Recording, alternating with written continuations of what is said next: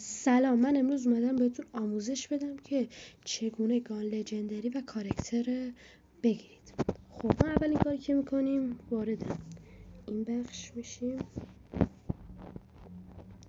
بعد تو این بخش گزینه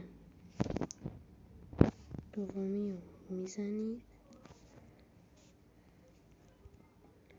خب بعد اینکه گزینه دومی رو زدید، گزینه یعنی اینو میزنید، دقیقاً این. خب بعد اینو که زدید میبینید اینجا کاراکتر داره، مثلا این کاراکتر